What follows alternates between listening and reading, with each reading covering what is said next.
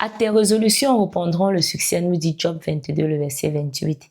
En anglais, il est dit, You shall decree a thing and it shall be established. Tu vas déclarer une chose et elle sera établie et elle s'accomplira. Nous parlons de la puissance de la parole. Nous sommes toujours dans nos 14 jours de proclamation, de déclaration par la foi de la parole de Dieu. Nous sommes aujourd'hui le 4e jour. Nous avons parlé le premier jour de notre identité, deuxième jour de notre position, troisième jour de nos possessions, mais pas dans les détails, puis ça se fera les jours à venir, et le 4e jour du fruit de l'esprit.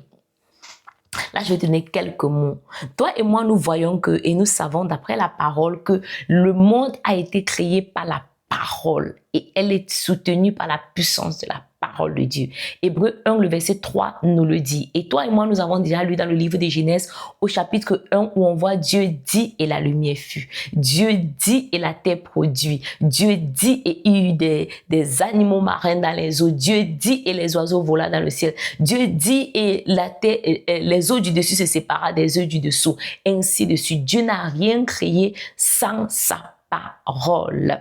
Je vais te donner là quelques exemples dans la parole de Dieu où des choses ont été faites, des décrets ont été faits, mais des choses ont été changées par la parole de Dieu. Pour te dire, on doit parler la parole de Dieu concernant toutes choses. Très souvent, nous avons dit, je renverse les autels, je renverse les autels. Mais si tu as, est-ce que tu sais que c'est dans la parole de Dieu qu'il est écrit que tu dois parler contre l'autel par la parole de Dieu? On commence là, c'est 1 Roi au chapitre 13, tu peux lire à partir du verset 1. La Bible va dire qu'il y a un homme de Dieu qui arriva de Juda à Bethel. Et par la parole de Dieu, il va parler contre l'autel qu'avait dressé Jéroboam. Toi et moi, nous connaissons l'histoire de Jéroboam. Si tu veux plus en connaître, l'année dernière, nous avons parlé de ça. Il va crier contre l'autel par la parole de l'Éternel. Il va dire, autel, autel, ainsi parle l'Éternel. Donc les autels qui combattent ta destinée, tu peux parler contre ces autels par la parole de l'Éternel. Donc, et on va aussi voir dans le livre de Jérémie 22, le verset 29. Il est écrit, le prophète va dire, terre, terre, terre, écoute la parole de l'Éternel. La terre a les oreilles. Les autels ont les oreilles. Quand tu regardes dans Jérémie, dans Ézéchiel, au chapitre 21, à partir du verset 1, ça dépend des versions. Il y a les versions où c'est Ézéchiel 20, à partir du verset 46, vers la fin, comme ça. Dans certaines versions, c'est Ézéchiel 21, à partir du verset 1. Le Seigneur va dire, fils de l'homme, prophétise contre la forêt du Midi. Donc, les forêts ont les oreilles pour écouter.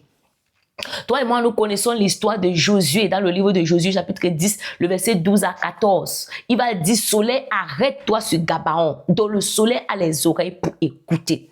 Et quand Moïse est en train de sortir avec le peuple d'Israël de l'Égypte, quand ils vont arriver devant la mer Rouge, il n'a pas juste levé le bâton. Le Seigneur va dire que dis au peuple, go forward, d'avancer.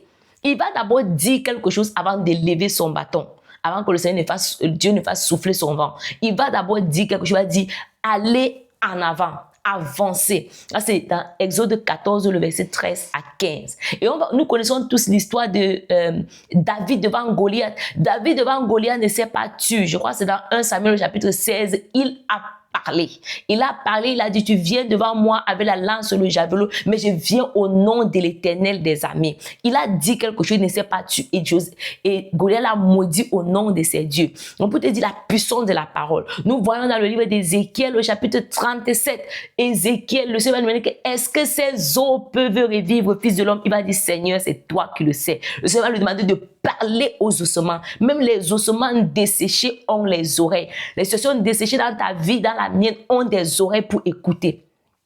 Si tu continues à regarder la parole de Dieu, tu peux lire tout Ézéchiel au chapitre 36. Le Seigneur va demander comment Ézéchiel parle aux montagnes. Et Jésus lui-même a dit dans Marc 11, le verset 23, si vous avez la foi, vous direz si tu dis à cette montagne, lève-toi et jette-toi dans la mer.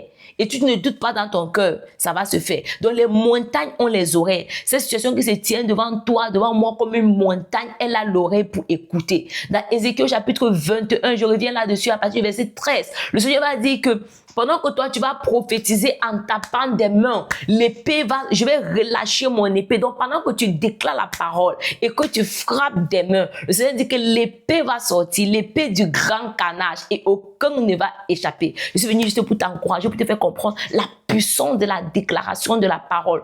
Tout ce que Dieu a créé, Toute la création a les oreilles. Sinon, dans Romains au chapitre 8, la Bible ne nous dira pas que la création attend avec un ardent désir la manifestation des fils. La création attend que toi et moi nous lui donnons les ordres. La création attend que toi nous lui parlons. Si le soleil a écouté Josué, qui était combien plus fort raison toi, moi qui sont les enfants de Dieu, c'est que la lune, les étoiles ont les oreilles pour nous écouter.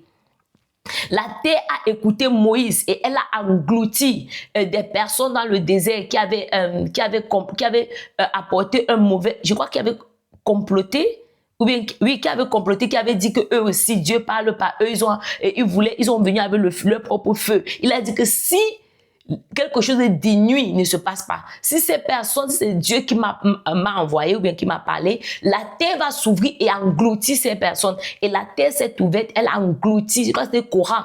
Et tous ceux qui s'étaient joints avec lui, c'était Coran. Et tous ceux qui s'étaient joints avec lui, et ils ont été engloutis. La terre écoute encore. Donc si on avait sémé, enterré des choses dans la terre contre toi, la terre est capable de vomir ces choses. La terre est capable d'engloutir des personnes. Puisque la Bible dit, toute fosse qu'on a creusée contre toi, celui qui a creusé la fosse tombera à l'intérieur. Oui, c'est ça. Celui qui a creusé la fosse tombera à l'intérieur. La fosse va attirer, la personne va tomber à l'intérieur. C'est juste pour t'encourager. Proclame la parole de Dieu, déclare la parole de Dieu, prends ce challenge au sérieux, va dans la parole de Dieu, fouille. Je ne viens pas pour déclarer avec toi des choses, je viens pour t'encourager à déclarer, à comprendre la puissance de la parole, pour que nous soyons des personnes au moment qui passons le temps dans la parole de Dieu. Sois abondamment béni. On se prend demain le 5e jour. Shalom.